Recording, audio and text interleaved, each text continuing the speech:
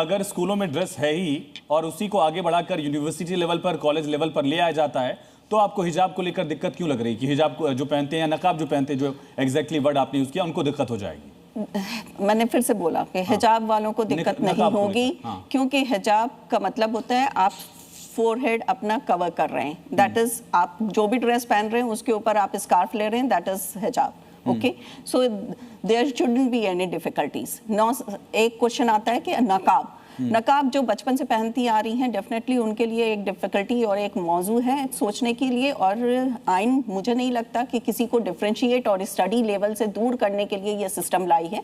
कोई ना कोई आइन को सॉल्यूशन निकालना चाहिए, क्योंकि बच्चे जो गवर्नमेंट स्कूल में पढ़ते आ रहे हैं, जो स्कूल्स में पढ़ते आ रहे हैं, वो लोग भी कई बार हिजाब करते हैं, सॉरी नकाब करते हैं, और उस नकाब को उन्हें अलाउ किया जाता है। मैं वही सवाल पूछ रहा हूं कि अगर स्कूल लेवल पर इसको लेकर कभी कोई दिक्कत इस तरह की नहीं आई उत्तर प्रदेश में, तो कॉलेज लेवल पर कैसे आ जाएगी?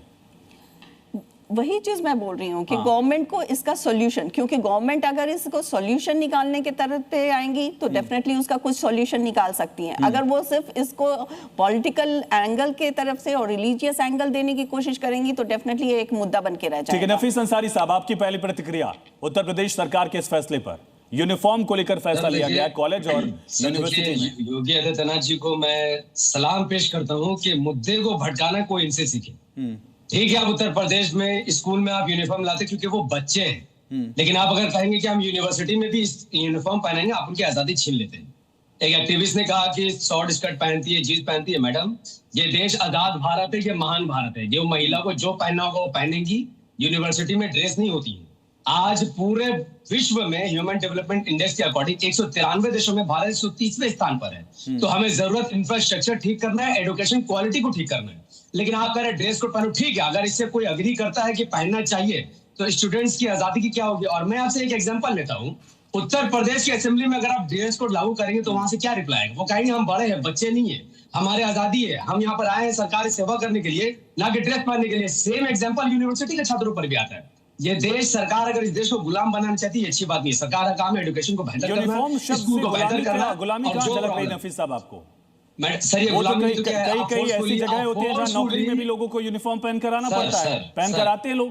सर, जिस उम्र के बच्चे व्यक्तिगत रूप से सरकार चुनते हैं, आप उस उम्र के बच्चों को फोर्सफुली कह रहे हैं जो ड्रेस हमने चुना वो ड्रेस को पहनो। ये नॉनसेंस नहीं? तो ड्रेस पहनने और सरकार चुनने में जमीन आसमान का फर्क है सर। वही तो समझा रहा हूं, जो बच्चे चुनना जो है वो आजादी और गुलामी कहां से समझ रहे हैं? वो 12वीं तक के बच्चे गुलाम है आपको लग रहा है?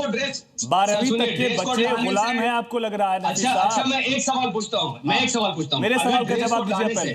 पहले मेरे सवाल का जवाब दीजिए। पहले मेरे सवाल का जवाब दीजिए, क्या 12वीं तक के बच्चे गुलाम हैं?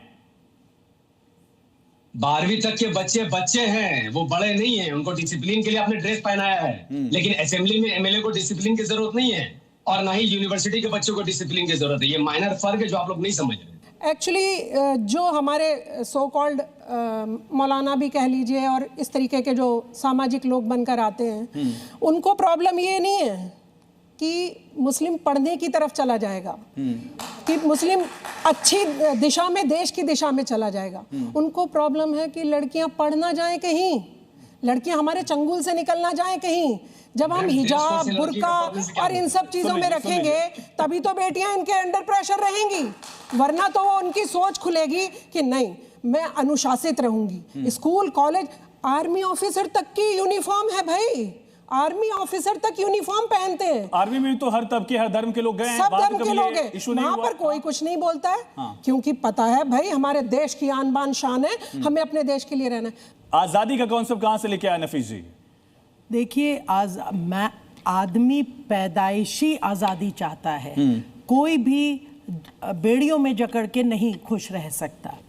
पहली बात, आप ये बताइए कि जो ये ड्रेस कोड है, ये हम किस लिए स्कूलों में ड्रेस कोड रखते हैं? कि समानता आए, इक्वालिटी आए। इक्वालिटी बहुत ज़रूरी है। कहीं पे भी हीन भावता आ गई तो बच्चा कल का भावी नागरिक क्या बनेगा जब वो अपने को हीन समझेगा।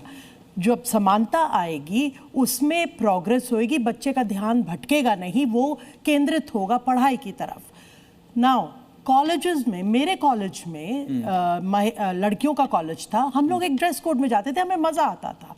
बट जब वहाँ पे, और हमारे समय में इतना डिस्पैरिटी नहीं थी, इतना फैशन पे भी तवज्जो नहीं था। अब जो इतना हो गया है, कुछ लड़कियां कर पाएंगी, किसी का बैकग्राउंड कंजर्वेटिव है, वहाँ पे नहीं वो चाहते कि बच्चे इतना ज़्यादा फैशन पे ध्यान दें, पहले पढ़ लें फिर जो करना है कर लें। तो अगर हम ड्रेस कोड कॉलेजेस में रखेंगे तो उनके अंदर जो अब इतना, एक तो आप देखिए कितनी इनइक्वालिटी आ गई, जो रिच है वो सुपर रिच बन गया है, तो वो जब अपनी तरह तरह की वेशभूषा पहन के आएंगे तो बच्चे का दिमाग तो भटकेगा ही ना, वो पढ़ने क्या जाएगा, वो तो यही देखेगा उस समय, तो उसकी यूथ है ना कि मैं इससे भी अच्छा दिखूं।